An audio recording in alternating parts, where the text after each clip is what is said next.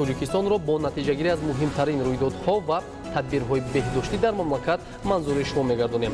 Дар студия бо хабарҳо Фахриддин Муҳаммадюсуф. 9 май дар мамлакат рӯзи ғалаба дар ҷанги бузурги ватанӣ таҷлил гардид.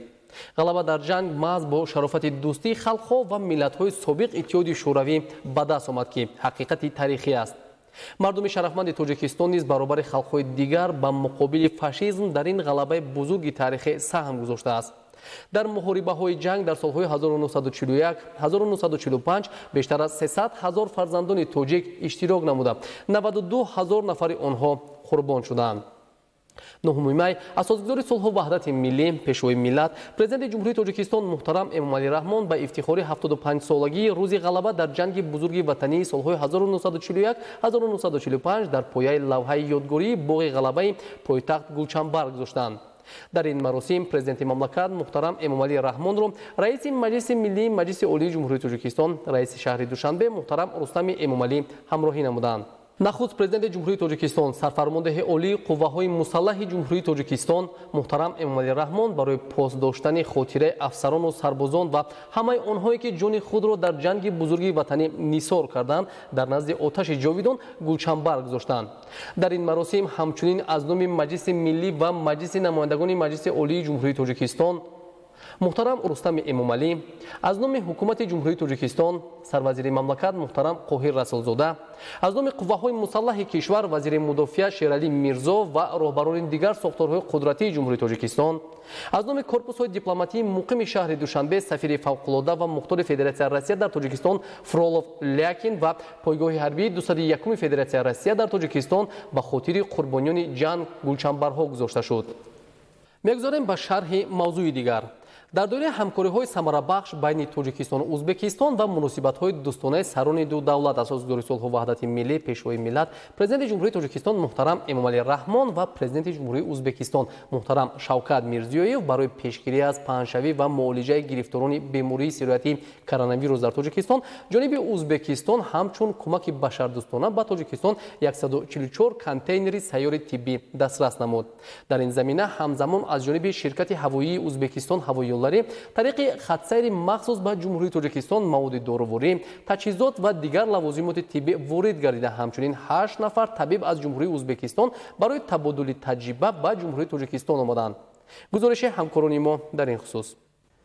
дар доираи сиёсати бобарору муваффақи асосгузори сулҳу ваҳдати миллӣ, пешвои миллат, президенти ҷумҳурии Тоҷикистон муҳтарам Эмомалӣ Раҳмон ва президенти ҷумҳурии Узбекистон муҳтарам Шавкат Мирзиёев ва дар заминаи суҳбатҳои телефонии сарони ду давлати ба ҳам дӯст, ҳамдастию дар рӯзҳои мушкил дар канори ҳам будан ва ҳамсоягии неки Тоҷикистону Узбекистон таҳким меёбад. дар доираи ин ҳамкорӣ ва ҳамсоягии нек бо дастури президенти ҷумҳурии Узбекистон муҳтарам Шавкат Мирзиёев ба Тоҷикистон ҳамчун кӯмак 144 контейнери сайёри тиббӣ дастрас карда мешавад. субҳи рӯзи 8 май нахустин шумораи ин контейнерҳо иборат аз 48 адад тавассути қатора ба Душанбе оварда шуд. рӯзи 9 майи соли равон низ идомаи контейнерҳо ҷиҳати бунёди беморхонаи муваққатӣ ба шаҳри Душанбе оварда шуда бо ҷалби мутахассисон насб карда шуд. контейнерҳои мазкур барои қабули беморони COVID-19 мутобиқ гардонида шудаанд. тибқи нақша контейнерҳои кӯмаки ҷумҳурии Узбекистон дар шаҳри Душанбе дар беморхонаи муваққатӣ ҷойгир кунонида мешаванд, ки бо дастури бевосита ва ташаббусҳои инсондӯстонаи раиси шаҳри Душанбе муҳтарам Рустами Эмомалӣ барои қабули беморони гирифтори ин бемории сироятӣ омода карда мешавад. таъкид кардан ба маврид аст ки лоиҳаи беморхонаи муваққатӣ бо истифода аз контейнерҳо аз ҷониби мутахассисони корхонаи воҳиди давлатии пажӯҳишгоҳи илмии таҳқиқотӣ ва лоиҳакашии Душанбе шаҳрсоз тарҳрезӣ гардидааст. тибқи лоиҳа беморхона дар масоҳати 3600 метри мураббаъ дар ҳудуди варзишгоҳи бофандаи шаҳри Душанбе бунёд гардида барои муолиҷаи беморони сироятии коронавирус COVID-19 пешбинӣ шудааст. дар амалисозии ин тадбири муҳим дар ин лаҳзаҳои душвор нақши сарони ду давлат, асосгузори сулҳу ваҳдати миллӣ, пешвои миллат, президенти ҷумҳурии Тоҷикистон муҳтарам Эмомалӣ Раҳмон ва президенти ҷумҳурии Узбекистон муҳтарам Шавкат Мирзиёев ниҳоят зиёд аст ва аз башардӯстию иттиҳоди ду давлати дӯсту бародар шаҳодат медиҳад. маврид ба зикр аст ки имрӯзҳо дар пойтахти мамлакат бо ташаббуси раиси шаҳри душанбе муҳтарам рустами эмомалӣ барои муолиҷаи бемориҳои гуногун аз ҷумла бемории сироятии коронавирус covid-19 бунёди иншооти муосири соҳавӣ ва дигар тадбирҳои лозима дар сатҳи баланд ба роҳ монда шудааст. айни замон дар варзишгоҳи бофандаи шаҳри душанбе бо ҷалби доираи васеи кормандон ва техникаи лозима аз ҷониби сохторҳои марбутаи мақомоти иҷроияи ҳокимияти давлатии шаҳри душанбе бунёди беморхонаи муваққатӣ бо суръат ҷараён дорад. рафти корҳои бунёди беморхонаи мазкур таҳти назорати қатъии мақомоти иҷроияи ҳокимияти давлатии шаҳри душанбе қарор дошта ба сифати корҳо таваҷҷӯҳи махсус зоҳир карда мешавад. роҳбарияти мақомоти иҷроияи ҳокимияти давлатии шаҳри душанбе бо пуштибонӣ аз сиёсати муваффақонаи президенти ҷумҳурии тоҷикистон пешвои миллат муҳтарам эмомалӣ раҳмон талош доранд ки дар самти муолиҷаи гирифторони бемории сироятии коронавирус covid-19 мушкилоте ба вуҷуд наояд. бо ин мақсад тадбирҳои ҳавасмандгардонии мутахассисони соҳаи тиб бунёду навсозии иншооти соҳаи тандурустӣ ва таъмини маводи тиббиро бо суръат идома дода истодаанд.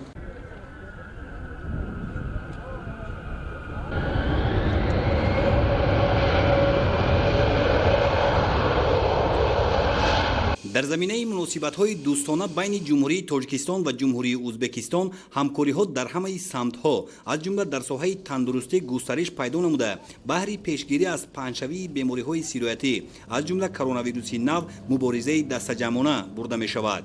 андешидани тадбирҳои муштарак аз ҷониби асосгузори сулҳу ваҳдати миллӣ пешвои миллат президенти ҷумҳурии тоҷикистон муҳтарам эмомалӣ раҳмон бо президенти ҷумҳурии ӯзбекистон муҳтарам шавкат мирзиёев боис бар он гардид ки давоми солҳои охир дӯстию ҳамгироии мардуми тоҷик ва ӯзбек қавитар гардад. ин кӯмак низ дар заминаи муносиботи дӯстона ва мутақобилан судманди ду мардуми ҳамсоя ва дӯсту бародар аз ҷумҳурии ӯзбекистон ба ҷумҳурии тоҷикистон ворид карда шуд. 10 адад дастгоҳи нафасдиҳии сунъӣ, тестҳо барои муайянкунии коронавирус дар бунияи беморон, маводи шустушӯӣ, либосҳои махсуси тиббӣ, ниқоб ва дастпӯшакҳои муҳофизатӣ ки аз ҷониби ҷумҳурии ӯзбекистон ба ҷумҳурии тоҷикистон ворид карда шуд ба меморхонаҳои шаҳри душанбе ва дигар шаҳру ноҳияҳои мамлакат дастрас карда мешавад. бо истифода аз фурсат мехоҳам миннатдории худро ба президентҳо пеш аз ҳама ба президенти ҷумҳурии тоҷикистон ҳамчунин президенти ҷумҳурии ӯзбекистон барои дастгирии мардуми тоҷикистон дар доираи мубориза бар зидди сирояти коронавирус расонам. имрӯз мо ҳама медонем ки ин беморӣ тамоми ҷаҳонро фаро гирифт ва аз он хурду калон ранҷ мебаранд. ҳама имрӯз нерӯи худро дар самти кӯмак ба ҳамдигар равона карданд ва бисёр хушҳолкунанда аст ки ҳамсояи наздики мо ҷумҳурии ӯзбекистон ба мо кӯмак намуд.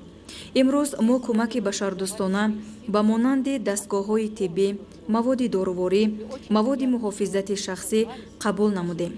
умедворам ки ин мавод барои беҳбудии саломатии аҳолии тоҷикистон равона мегардад.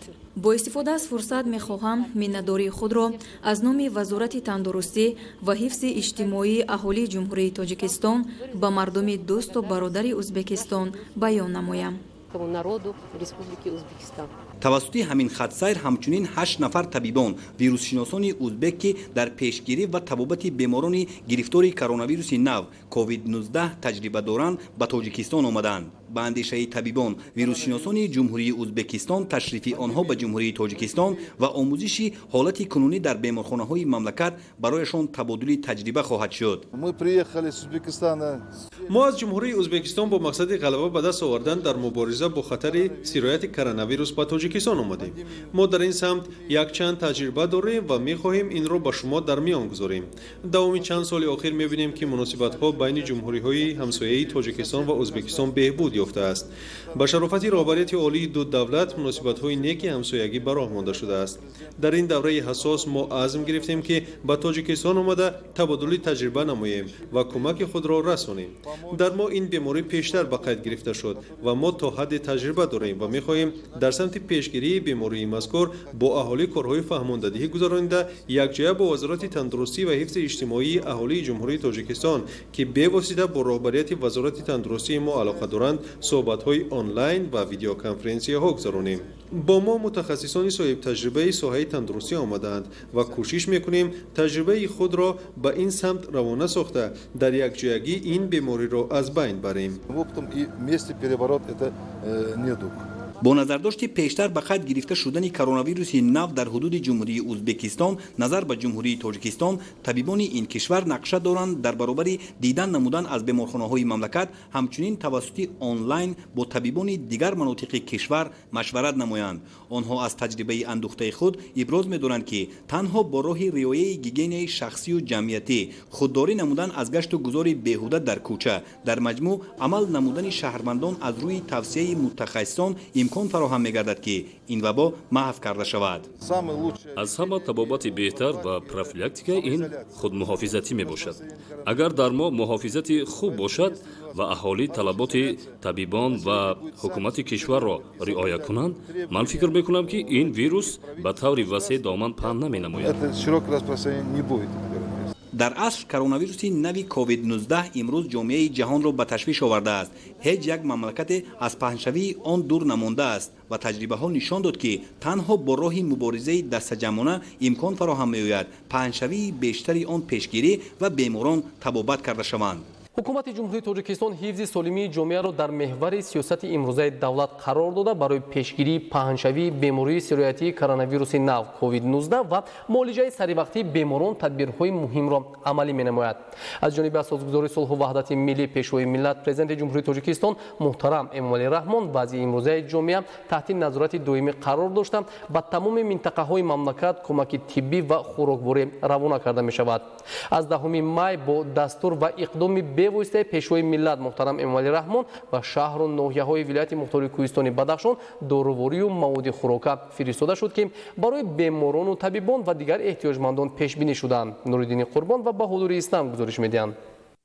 асосгузори сулҳу ваҳдати миллӣ пешвои миллат президенти ҷумҳурии тоҷикистон муҳтарам Эмомалӣ Раҳмон аз рӯзҳои аввали ба даст овардани истиқлолияти давлатӣ солимии ҷомеаро дар авлавияти сиёсати ҳукумати ҷумҳурии тоҷикистон қарор дода ба соҳаи тандурустӣ ва ҳифзи иҷтимоии аҳолӣ таваҷҷӯҳи зиёд зоҳир менамоянд. бо назардошти вазъияти ба амал омадаи имрӯза пешвои миллат президенти ҷумҳурии тоҷикистон муҳтарам Эмомалӣ Раҳмон дар идомаи ташаббусҳои инсондӯстона ҷиҳати таъмин намудани беморхонаҳои шаҳру ноҳияҳои вилояти мухтори Кӯҳистони Бадахшон ба миқдори зиёди доруворӣ ва лавозимоти тиббӣ аз ҷумла 50 номгӯи доруворӣ, 20 кати хоби беморхонавӣ, 500 дона рӯйпӯш, дастгоҳҳои нафасдиҳии сунъӣ, маводи безараргардонӣ, ниқобҳои тиббӣ, маводи антисептикӣ фиристоданд. маводи доруворӣ ва дигар лавозимоти тиббиро барои беморон ва табибони шаҳру ноҳияҳои вилояти мухтори Кӯҳистони Бадахшон, намояндагони вазорати тандурустӣ ва ҳифзи иҷтимоии аҳолии ҷумҳурии тоҷикистон ва дигар сохторҳои марбута тибқи рӯйхат ба автомашинаҳо бор карда барои ба вилояти мухтори Кӯҳистони Бадахшон фиристоданд омода намуданд. кӯмак ва интиқол додани маводи доруворӣ барои муолиҷа ва пешгирӣ кардани ҳама гуна бемориҳо, махсусан бемории сироятии коронавируси нав COVID-19 аз ҷумлаи ғамхориҳои раъиятпарваронаи давлат ва ҳукумати ҷумҳурии тоҷикистон хусусан пешвои миллат муҳтарам Эмомалӣ Раҳмон мебошад ки дар ин рӯзҳо ниҳоят тадбири муҳим, саривақтӣ ва рӯҳбаландкунанда ба ҳисоб меравад. бояд таъкид сохт ки ҳукумати мамлакат барои табобати саривақтии беморон ва гирифтани пеши роҳи паҳншавии минбаъдаи вирус тамоми имкониятро фароҳам намуда дар пайи ҳарчи зудтар раҳо бахшидани ҷомеа аз ин мушкилот мебошад. дар баробари фиристодани маводи доруворӣ ҳамзамон аз ҷониби пешвои миллат ба вилояти мухтори Кӯҳистони Бадахшон дар ҳаҷми 20 тонна маводи хӯрока интиқол дода шуд ки аз ҷумла 4 тонна орд, 2 тонна пиёз, 2 тонна картошка, 2 тонна сабзӣ, биринҷ, равған, шакар, нахуд ва макарон иборат мебошад. бояд таъкид намуд ки асосгузори сулҳу ваҳдати миллӣ пешвои миллат президенти ҷумҳурии тоҷикистон муҳтарам Эмомалӣ Раҳмон дар ин лаҳзаҳои барои халқамон душвор шабу рӯз бо мардуми шарифи тоҷикистон ва дар фикри ҳар як фарди ватан буда ба хотири ҳифзи саломативу ҳаёти сокинони مردمان کشور تمام تدبیرهای مهم و سریع را انجام می‌دهند. نوریدین قربان، بهادری اسلام، فیروزی موسی برای برنامه اطلاعاتی تحلیلی تاجیکستان. با مقصد باز هم بهتر نمودن وضع خدمت‌رسانی طبی به اهالی در زمینه تدبیرهای بهداشتی که از جانب رهبریت دولت و حکومت مملکت همروزه عملی می‌گردند، همزمان از جانب شخصان سخاوتمند نیز عمل‌های خیر و ثواب انجام داده می‌شوند. در پیروی از اقدام و تشبس‌های بشردوستانه پیشوای ملت محترم امامعلی رحمان که در مرحله دشوار و مرکب برای مردم تاجیک انجام می‌دهند، صاحبکار وطنی شمس‌الله صاحب با تشبس شایسته تحت عنوان شفا و همدلی کاروان کمک خیر تشکیل کردند. با مؤسسه‌های طبی 25 شهر و ناحیه ولایت ختلان لوازمات طبی از جمله مواد گوناگون دارویی، لباس‌های طبی محافظتی، عینک‌های طبی محافظتی، دستپوشک‌ها، نقاب‌های طبی، خلعت‌ها، موادهای آنتیسپتیکی، موادهای پاککاری و تمیزگردانی و غیره در مجموع زیاد از 200,000 بسته رایگان دسترس نمودند. گزارش همکاران ما در این خصوص. همدلی و متحدی و سخاوتمندی و همت‌بلندی در زمانی که جهان را پاندمیای کووید 19 تهدید می‌نماید برای جامعه تاجیکستان نهایت عملهای مهم به حساب می‌روند و در همین شرایط ما را وادار می‌سازد که چون هر وقت با همدیگر سرجم و متحد و یک دل و هممران باشیم و ارزش‌های عالی وطنداری و انسانی را قدر کرده ارج گذاریم. دستگیری نمودن بیماران و نیازمندان و طبیبان و کارمندان گوناگون ساحه طب در این روزهایی که جهان را سراسر بیماری سرایتی کرونا ویروس فرا گرفته است از عملهای نیکوکاری و ثواب ارزیابی می شود. زیرا از فضیلت‌های اساسی فرد سالم این عزت و احترام، نیکوکاری، تقویت روابط بین انسانها، عیادت بیماران، دست کمک رسانیدن به نیازمندان و تربیه درست هر یک اعضای جامعه می باشد که در دین مبین اسلام نیز تاکید می گردد.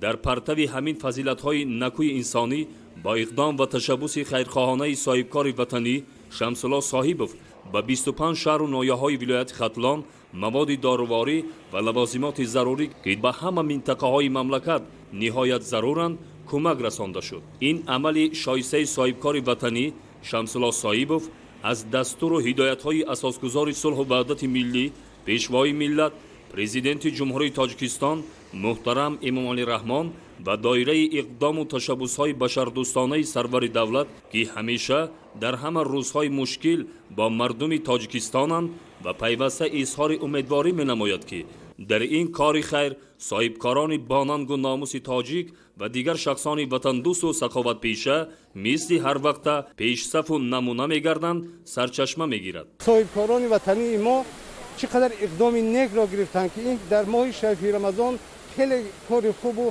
خیرخواهی است و بزرگان ما فرمودند که همت بلند دار که مردان روزگار از همت بلند به جای رسیدند. البته من فکر میکنم که این اقدام نیکی انسان دوستانه را خیرخواهانه را صاحبکاران دیگری وطنی ما نیز دستگیری میکنند و باید خیر کرد که تنها اهلانه دست جمعانه و در یک جایگی ما میتونیم هرچی تیزتر از این وضعیت دشوار بیرون براییم. در این مرحله دشوار و مرکب برای مردم تاجیک این صاحبکار وطنی با تشبس و شایسته دستگیری و تحسین خود تحت عنوان شفا و همدلی کاروان کمک خیر تشکیل نموده دل صدها دردمندان و احتیاجمندان و طبیبان و دیگر کارمندان ساحه طب 25 شهر و ناحیه‌های ولایت ختلان را شاد گرداند و بار دیگر ثابت نمود که جوانمردان صاحبکار تاجیک نیز ننگ و ناموس بلند وطنداری دارند و از هر تشبس اقدام‌های پیشوای ملت را دستگیری می‌نمایند و دستور و سپارش‌های رهبریت دولت و حکومت مملکت را سری وقت اجرا می‌نمایند. شکر می‌کنیم که فرزندان باور و ناموس کشور هستند که برای بهداشت سالمی ملت جد تلاش دارند. اون دستور سپارش‌هایی که از طرف اساسگذار صلح و وحدت ملی پیشوای معظم ملت محترم جناب عالی امامعلی رحمان شده است سرمشق خود نموده برای بلند براشتن عامل‌هایی که مثال برای پیشگیری کرونا ویروس مواظب ما فخر از آن می‌کنیم که شمس‌الله صاحب در مکتب ما خوانده است و ما خوانندگان و کلی آموزگاران از این روحیه بلند گرفته با خوانندگان را با در روحی بلندی و تندرستی خویشتن‌شناسی خودآگاهی ملی تربیت نموده با برای آبادانی کشور خودمون سرمایه خودمون می‌گذاریم. در این ماه خیر و سخاوت، ماه شریف رمضان، соҳибкори ватанӣ баҳри дасти кӯмак расонидан ба сокинони вилоят Хатлон ки дар беморхонаҳои муассисаҳои тиббӣ бистарӣ гардидаанд, дар воқеъ иқдоми шоиставу инсондӯстона анҷом доданд ки намунаи ибрату шоистаи дастгирӣ мебошад. тавре таъкид гардид, ин иқдом таҳти унвони шифо ва ҳамдилӣ анҷом дода шуд ва дар доираи он ба муассисаҳои тандурустии шаҳру ноҳияҳои вилояти Хатлон лавозимоти тиббӣ аз ҷумла маводи гуногуни доруворӣ, либосҳои тиббии муҳофизатӣ, айнакҳои тиббии муҳофизатӣ, дастпӯшакҳо, ниқобҳои тиббӣ, хилъатҳо, маводҳои антисептикӣ, маводҳои поккориву тамизкорӣ ва ғайра дар маҷмӯъ зиёда аз 200 000 баста пурра ба тариқи ройгон таъмин карда шуд. мо ҳамчун табиб ваъда метиҳем ки дучанд ба халқи бостонии шаҳри бохтар хизмат расонда, имрӯз мо ба соҳибкори ватанӣ Шамсулло Соҳибов миннатдории худро изҳор менамоем. дигар соҳибкорои ватаниам аз шахси ватандӯст, ҷавонмарде ки имрӯз ба ҳамаи қинигариҳо нигоҳ накарда ба мо кӯмак ёрдам карда истодаанд, дигарон ибрат бигиранд ва ба мардуми вилояти Хатлон ва саҳми худашонро гузаронанд. ташаббуси инсондӯстона ва иқдомҳои ватандӯстонаи соҳибкор дар шароити доманпаҳн намудани пандемияи коронавирус дар миқёси олам ва эҳтиёҷи воқеии соҳаи тандурустии вилоят зарур ва саривақтӣ буда, ин кӯмакҳо ба ниёзмандон, беморон ва табибон пешбинӣ шудааст ва баёнгари беҳтарин арзишҳои инсонӣ ба ҳисоб меравад. ҳиматбаландиву ҷавонмардии шахс ҳам дар ҳамин зоҳир мегардад ки инсондӯсту накӯкор бошад ва баробари имконият ҳамеша корҳои хайру савобе анҷом диҳаду дастгиру мададгори эҳтиёҷмандону дардмандон бошад. бо ин иқдоми соҳибкори ватандӯсту ҳиматбаланд арзишҳои олии инсонӣ қадр гардида, ҳазорҳо нафар аз ҳамватанонамон ба дорувориву лавозимоти тиббӣ ки дар ин давра ниҳоят муҳим мебошанд, дастгирӣ пайдо намуданд. дар баробари ин иқдоми башардӯстонаи соҳибкор амали арзишманде ба ҳисоб меравад ки имрӯзҳо дар ҷумҳурии Тоҷикистон баҳри ҳифзи солимии ҷомеа анҷом дода мешавад, то дардмандону табибони қаҳрамони тоҷик дарк намоянд ки дар ин шабу рӯзҳои мушкил роҳбарияти давлату ҳукумати ҷумҳурӣ ва ҳамин гуна ҷавонмардони саховатманди тоҷик дар паҳлӯяшон мебошанду ҳамеша омодаи кӯмаку дастгирияшон мебошанд. мо духтурон дар чунин шароити ба амал омада танҳои хешро ҳеҷ вақт ҳис накардаем. дар зери сиёсати пешгирифтаи асосгузори сулҳу ваҳдати миллӣ ҷаноби олӣ муҳтарам Эмомалӣ Раҳмон дастгирии бевосита ба духтуроне ки шабонарӯз дар хизмати халқ ҳастанд ҳис карда мешавад. мо духтурон табибон танҳо нестем. чунончи ба ҳамагон маълум аст, имрӯз дар зери унвони шифо ва ҳамдилӣ якҷоя омадем ва имрӯз он дастгирии соҳибкори ватанӣ Шамсулло Соҳибов ки барои дастгирии табобати беморони гирифтори коронавирус ҳастанд, мо ҳис кардаем, тасмим гирифтаем ки барои ҷони ҳар як шахси бемор имрӯз шаба шаб нагуфта, рӯза рӯз нагуфта меҳнат кӯшиш кунем, то ки халқи Тоҷикистони мо, халқи азизи мо сиҳату саломат бошад. боварии комил дорам, бо дастгирии халқи азизам, бо дастгирии чунин соҳибкорони ватандӯст, некдил, поксиришт мо ба ин беморӣ ғолибият ба даст меорем ва иншоалло ба рӯзҳои нек мерасем. дар воқеъ дар ин рӯзҳои мушкил мо бояд дасти якдигарро гирем, кӯмаку ғамхорӣ ба ятимону маюбон, шахсони ниёзманду бесаробон ва оилаҳои камбизоатро фаромӯш насозем.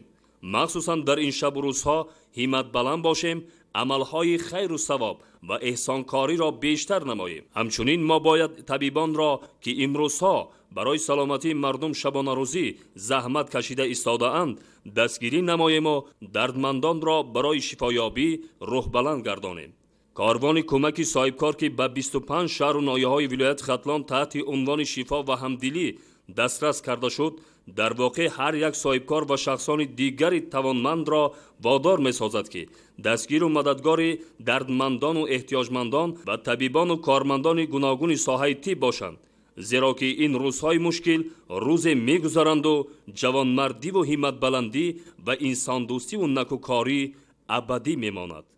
در شرایط مرکب و دشوار برای جامعه جهانی که در رابطه با پنجشنبه ویروس کووید 19 به وجود آمده است، در جمهوری تاجیکستان برای حفظ و صحت اهالی تدبیرهای ضروری راه اندازی شده. تمام امکانات سالمگردانی عملی کرده می شوند.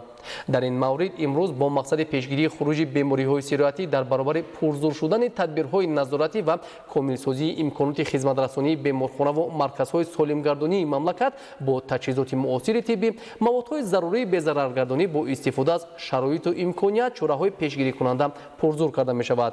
در این سمت طلبات اساسی برای اهالی رعایت حتمی قاعده‌های بهداشتی می باشد. توجه نمایید به گزارش خبرنگاران ما. سعی و تلاش ما بر ضد کرونا قبل از همه با رعایت چاره‌های پیشگیری، رعایت حتمی گیگین شخصی، جمعیتی، خودداری نمودن از رفت و آمد به جایهای سیراده می باشد که این عامل‌ها به بلند گردیدن مسئولیتی بدن مساعدت خواهد کرد. بیماری کووید 19 همون طوری که از اول در تمام رسانه‌ها نشر شد و بارها گفتند و گفتیم، بیماری ویروسی است که از طریق آب دهان و بینی به اطراف پخش می شود و به شخصی که در اطراف شخصی بیمار باشد می تواند گذرد. اینچنین این آب دهان و بینی می تواند به اشیایی که در اطراف شخصی بیمار هست بشیند و وقتی به آن دست زدن به شخصی دیگر بگذرد. راه‌های پیشگیری از این بیماری دیگر معلوم است، یعنی که نرسیدن به شخص بیمار، فاصله نگاه داشتن با شخص بیمار، بعد از رسیدن به هر اشیا، به هر چیزی شستن دستهای خود با صابون و آب گرم و حد اکثر نرساندن دستهای خود به دهان و بینی و چشم، چون این ویروس میتواند از طریق دهان، بینی و چشم به بدن آدم وارد شود.